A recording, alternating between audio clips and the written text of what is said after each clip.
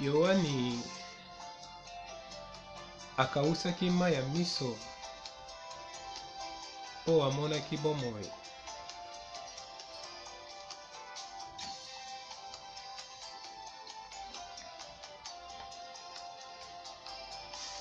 Emoniseli ememi ngai lelo na bomoi. Bazwaki ye mwana na mpate elilingi na Yesu. Azalaki mbeka ya lisapo oyo ya Bibilia.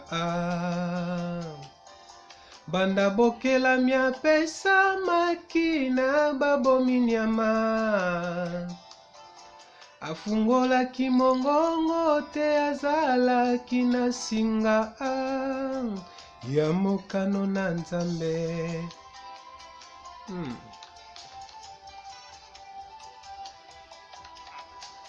Nani akoluka kufa lokola ntaba ya mwana na mpate.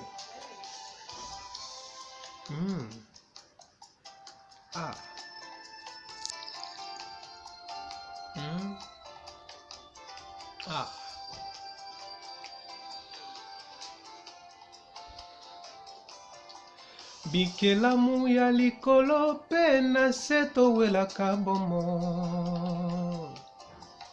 Kasi Yesu aponaki kokufela senga na yo.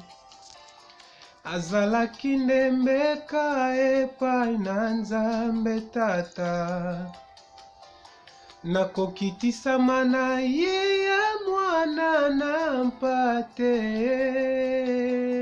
Nagetesema na longwe te na mokano na papa. Yango tozwi lobiko. Talela Yesu mopesi bomoi.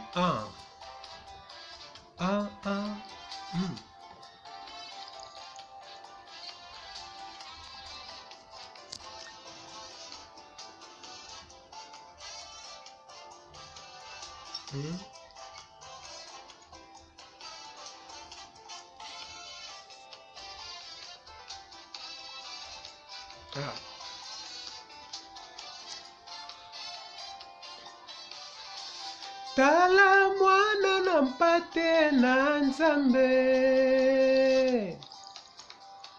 Molongoli masumu na mokili.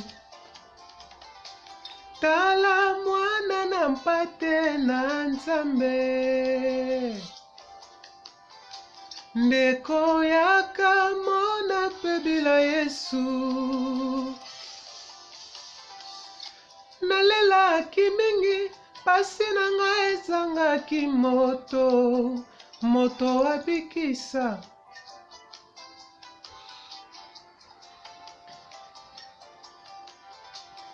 Azuwa makete na mokilo ya kokaki kosombela ngai bomoye.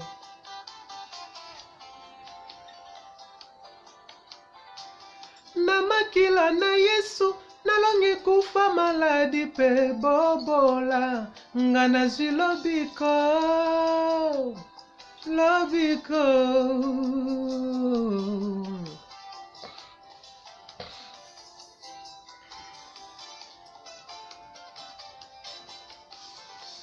Tala mwana na mpate na Nzambe. Molongoli masumu na mokili. Tala mwana na mpate na Nzambe. Ndeko yaka mona pebila Yesu. Nalelaki mingi pasi na ngai ezangaki moto abikisa ngai.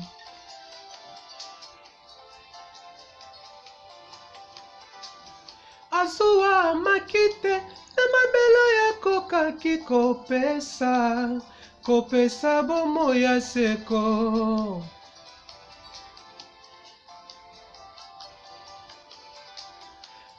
kulusu nalongisa ta na bademo Yesu.